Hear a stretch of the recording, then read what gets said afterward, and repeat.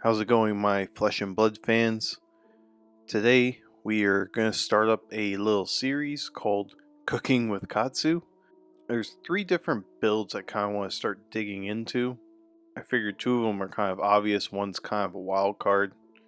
We're going to do one with Edge of Autumn, as you can see here. We are going to do the Surging Strike line, and we're also going to do the Crouching Tiger build as well. These are starting out as decks that I put together. They haven't been tested at all. I'm just going to start doing some stuff and showing you guys the process and see if we can make a deck out of one of these that would be considered the best option.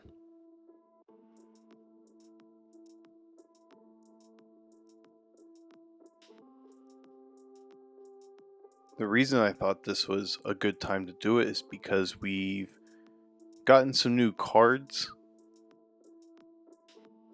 If I'm pronouncing it right, it's Tigrine Reflex.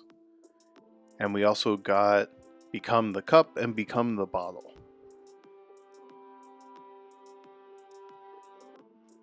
As far as this build, we haven't tried Become the Cup at all. I think the only time that card's going to be relevant is with the Prismatic Leyline, which we are running here.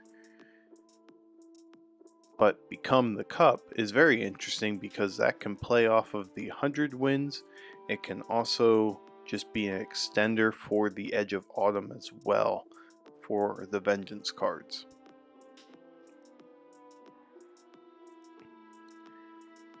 Our first round here, as you can already see, is up against a Vincent. That's why you see the Amulet of Echoes. They're just blues to cover some AB if needed. We also put in the Shelter Through the Storms because we want to be able to prevent some rune chant damage if needed and being able to cover her big attacks.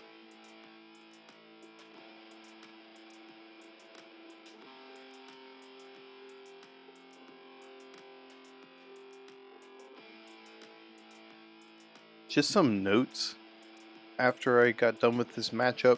I really would have liked doing a live stream of this, but unfortunately when I looked into things with YouTube, until I get 1,000 subscribers, I'm limited so much of an audience, which I don't know that exact number, but just seeing that kind of got me disinterested in doing that.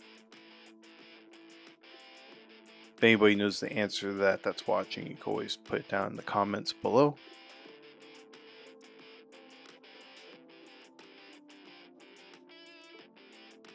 A couple of things I realized after this matchup.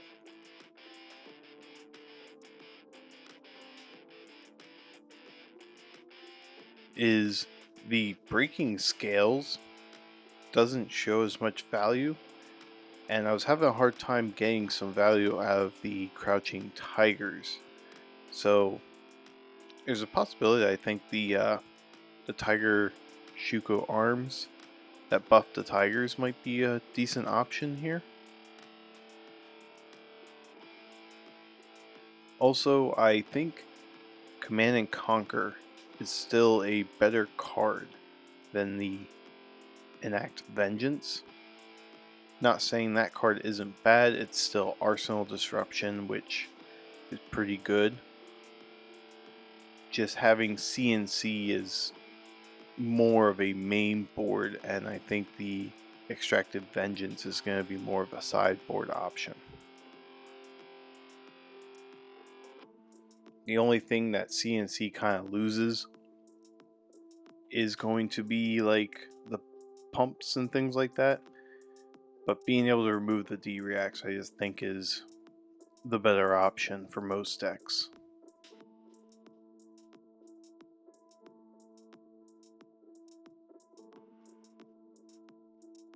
Another thing that I was noticing too, the only problem with it is I don't see a better option, is our spring tunic, we were sitting on that one resource for a long time. At the moment, I just don't really know what to replace that with. We could do hardened cross strap, which would just give us a full block hand, and maybe we have a CNC or an Enact Vengeance or any of the closer cards that we have in our inventory, such as the Weakest Link and the Erase Faces.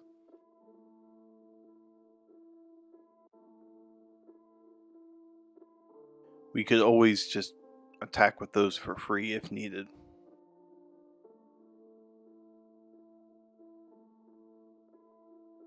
Going into this matchup as well, and this is just learning how Vinset works.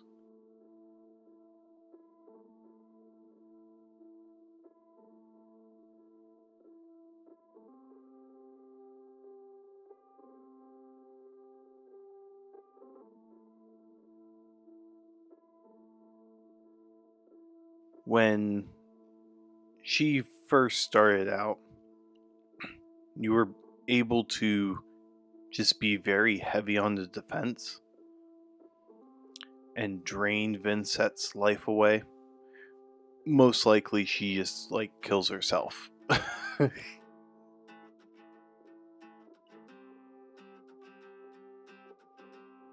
But now she has more ways to be able to make the unpreventable damage rune chant. And once that happens, you have the choice. You might as well just take all the damage, because everything that they do on that active chain is going to resolve.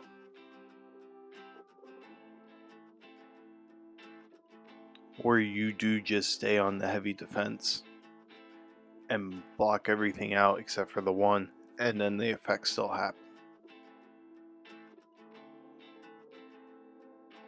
With us being an aggro build, that doesn't make sense to me. I think it was smarter for us to just take all the damage and then see if there's a way for us to smack back.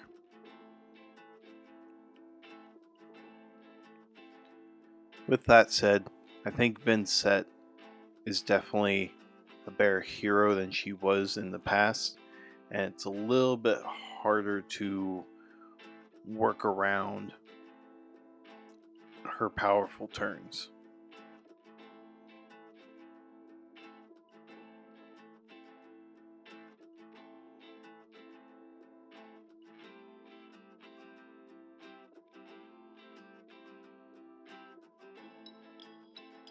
With that Succumb of Temptations, I was very surprised that they didn't strip the blue out of my deck. I was prepared for it with the tunic in mind. The shelter got rid of me blocking 4, but I still would have taken 2, and then I would have had a hard time working around my mana curve here. I did find that to be an interesting choice.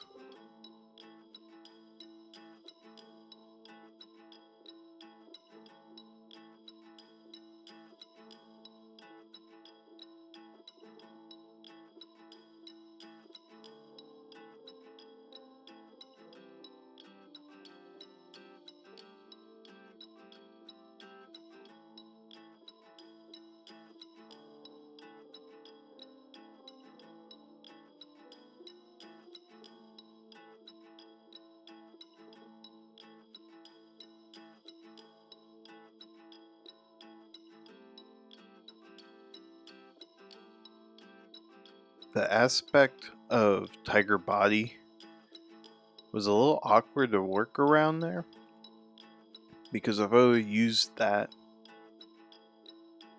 after the Become the Bottle, then the Enact Vengeance trigger wouldn't have happened.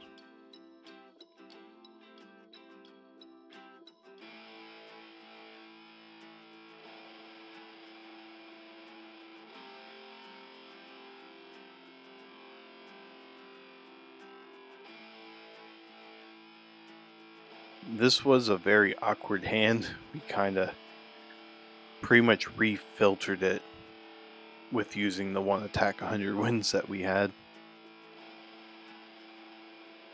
And seeing what we drew into, it's becoming a 100 wins line.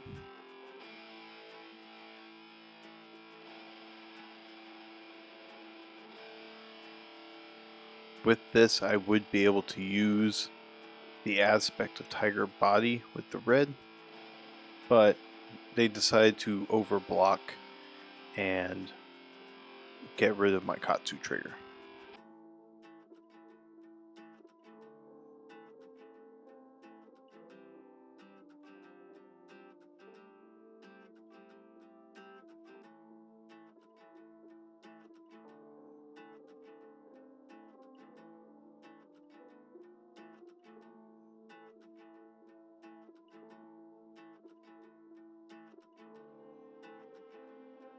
There was times in this matchup as well. I don't think Mask of Momentum is the best headpiece to run into Vincent. I think the Pouncing Lynx is going to be a better option.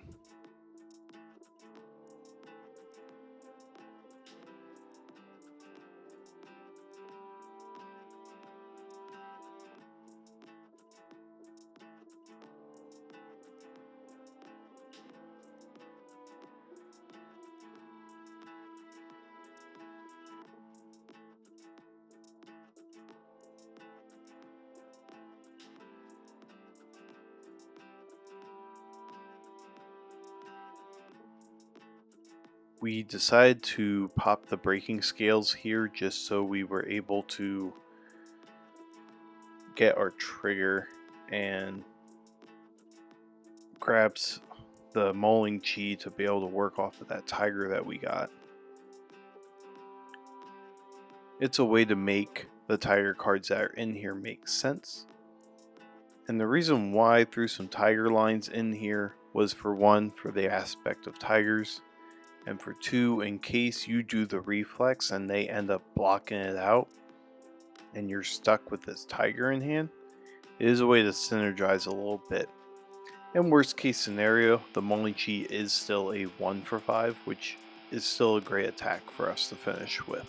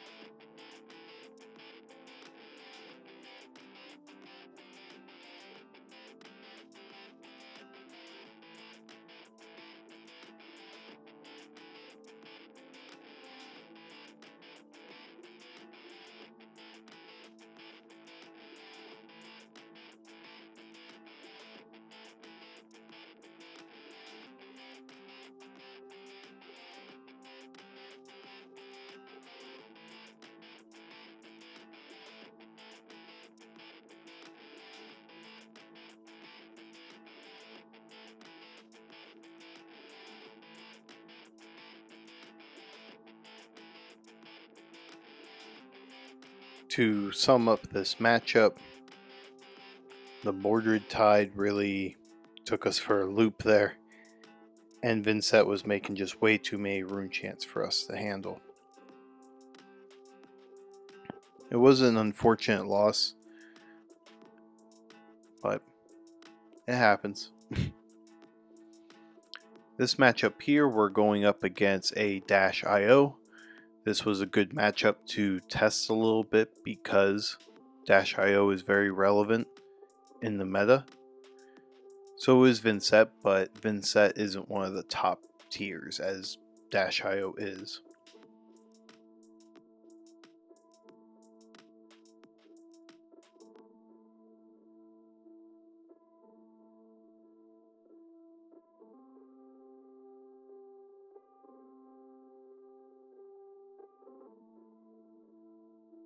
The notes I took after this matchup is that we had too many finishers that we put in from the sideboard, because we put in the erase face, the CNCs.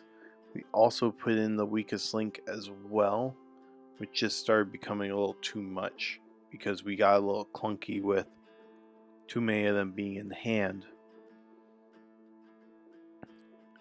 So I think maybe next time we'll do about 6 finishers and throw in 3D reacts, which Flick Flack could be really good considering that Dash does like to go very wide rather than tall. So we might be able to increase some block value with our combo cards that way for the boom grenade turns. Because probably 90% of the time you're gonna take all the damage Dash is giving you until the boom grenade comes out, then you're switching into a heavy defense because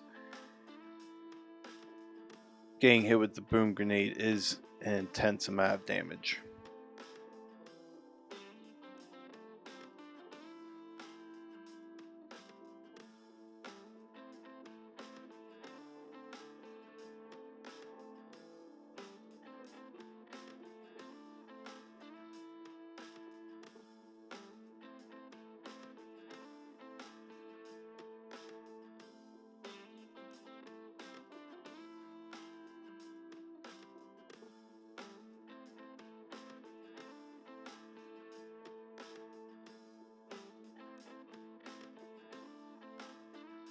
So that there is an example, like I was talking about last matchup, why hardened cross strap might still be the better option over the tunic. There is one bad side, which is no block value. Even though you want to make that last case resort with the tunic, at least it can still block one if you need to.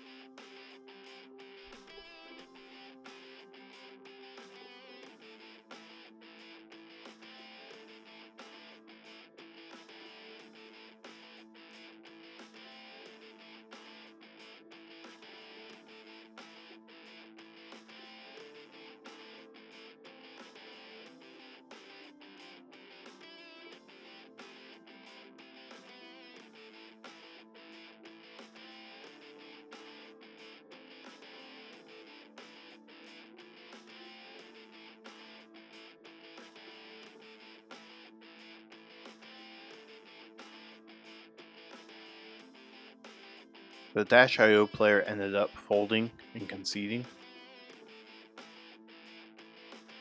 So I think we were just getting the upper hand, and it did seem like they were having awkward hands as well. So this matchup, we're going up against what we all call RKO. He's the only one that's left now.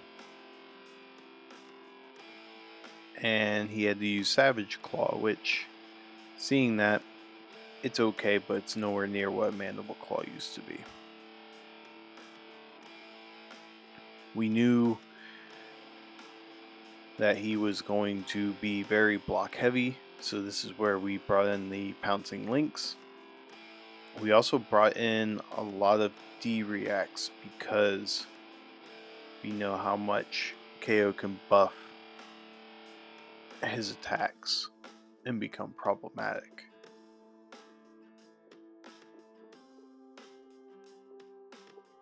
But with the notes that I took from the matchup is I think we need to be even more aggressive. I was very heavy in the D-react package, but I think we just needed to be more on the offensive side. Mainly because what RKO is trying to do is stay ahead of life, and as long as he's ahead, a lot of his cards are able to do things. The other part too, and that's why I added in the remembrance because I was worried about getting fatigued. I still think that's a decent option, I just don't think all the D-reacts had to come with it.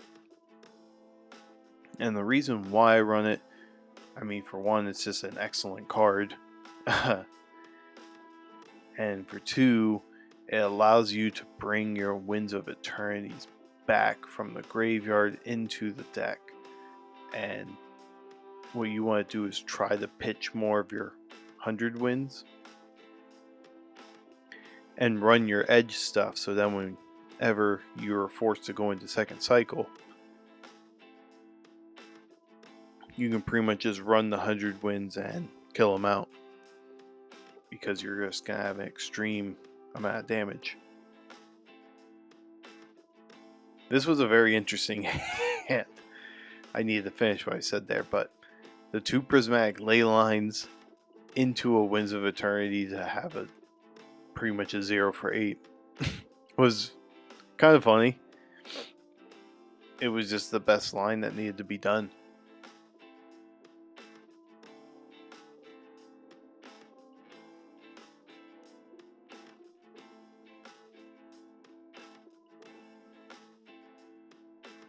Also, I don't know if I really needed to block that Savage Claw there. But at the same time, we're already down 10 health. We kind of have a hill to climb because now we need to make sure we get over, well, now 10 to be able to put RKO in a bad spot.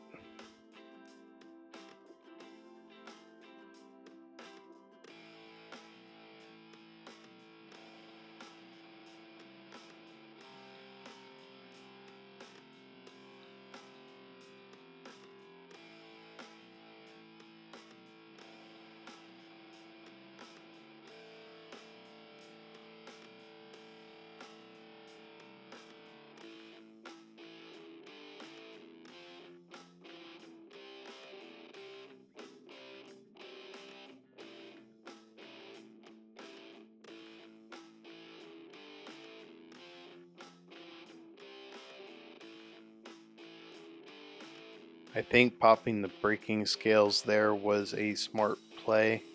He was sitting on that arsenal for a while, and it was a pummel, which is great because that's a very annoying D-react or an attack reaction for us to deal with, considering that's making us discard a card.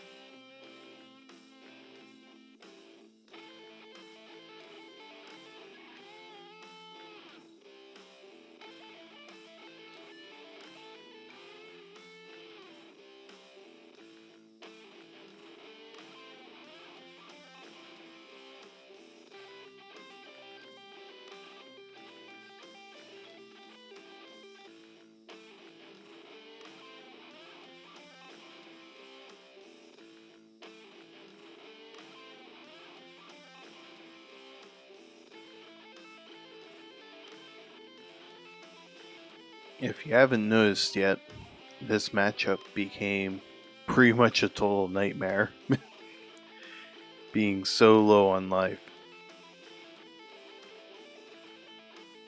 And of course, our remembrance is sitting here in hand.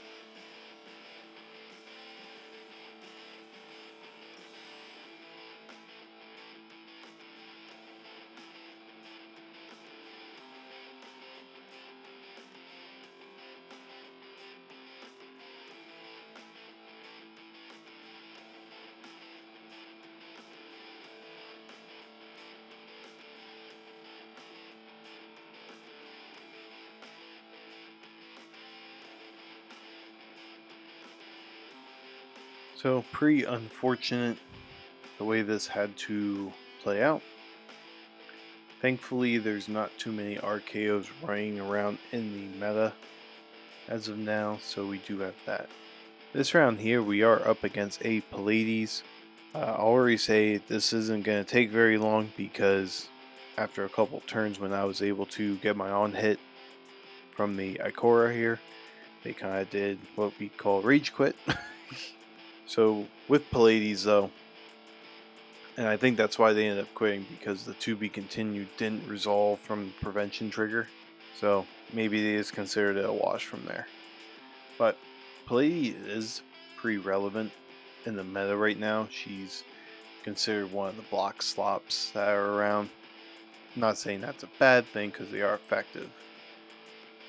Also, the Pallades one, from what I've been told, has one of the hardest skill curves out of all of them as well.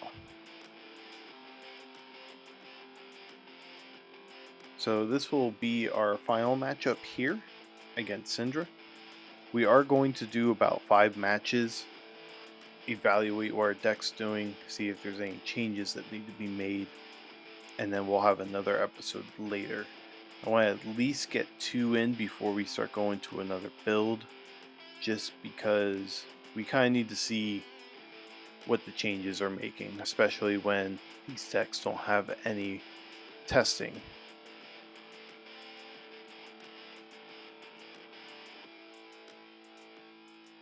Something I'm not sure I'm going to be able to kind of finagle with, also because Syndra is considered one of the aggro slops. I am using Runaways references for stuff.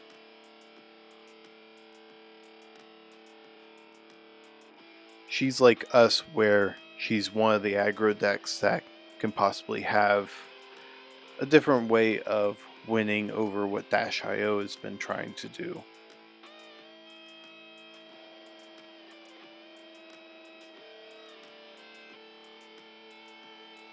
The only thing, if we want, we could add some more prevention, which I think would make Calming Breeze a thing. Can be good into the Vincets as well.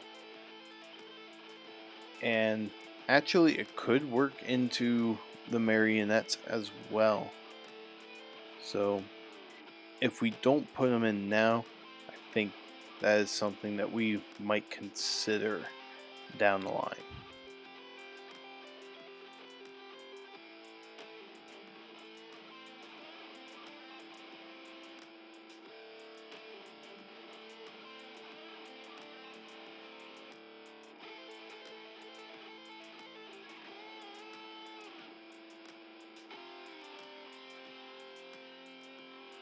This is also one of the scenarios that Mask of Momentum is going to be very relevant, because Syndra does not want to block. Once she does, she's starting to lose a lot of value in her cards. And our job here has been just trying to put as much pressure as possible and eliminate her from having more than a 4-card hand.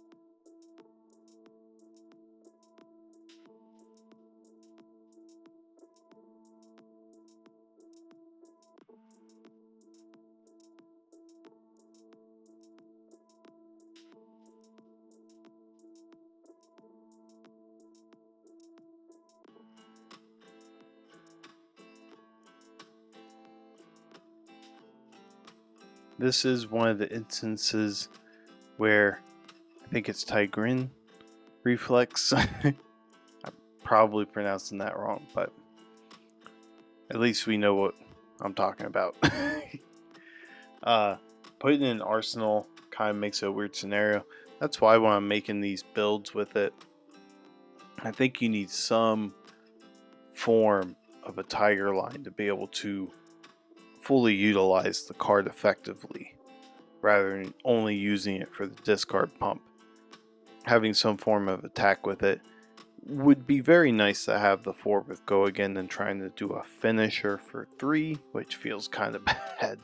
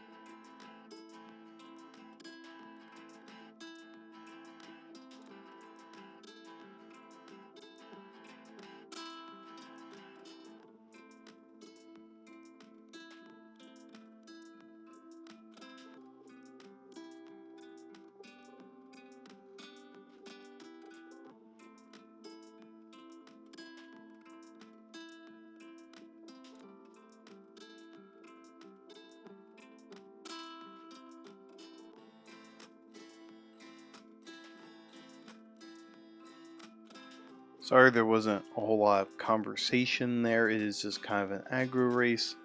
Did feel like I did everything properly there.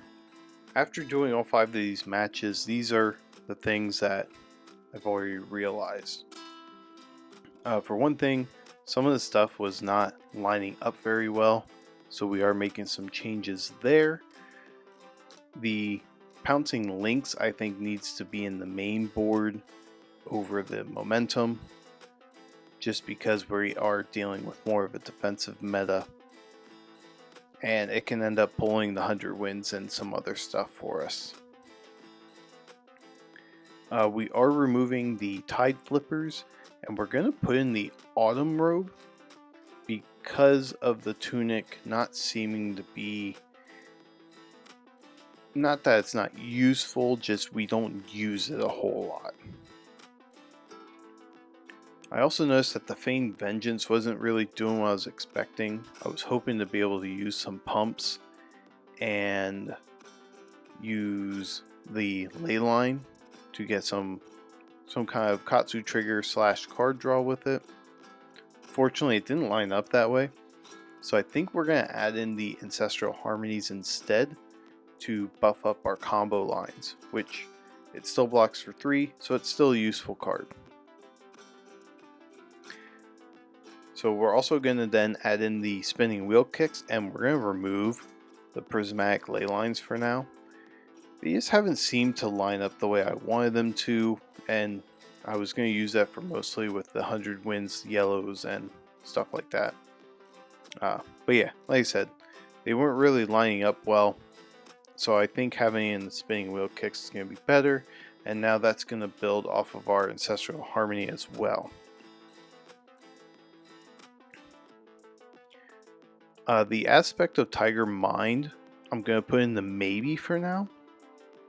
And that's mostly because the red one just doesn't seem to trigger off for me as much. There was a lot of times where I had some of the blue Vengeance cards coming in when I had it. And then with that as well, we can use that more as a resource and block flexibility as well. And then, like I said before, I think the Tiger Pump arms are going to be a maybe. We are going to try the silk straps with the Edge of Autumn just to see if maybe that helps with that consistency, considering that's pretty much what we're mainly focused on here. But if we need to put in the Tiger arms to help with the Tiger pumps, I think that can be useful as well. Thank you all for watching. I hope you like the series idea that I have here with Katsu specifically. For those that aren't Ninja fans or Katsu fans, I'm sorry that this is most likely maybe not the episode for you, but it could be useful tools for you to learn what kind of Katsu builds you're going to deal with and how to handle them. If you do like the content I'm making here, please like and subscribe.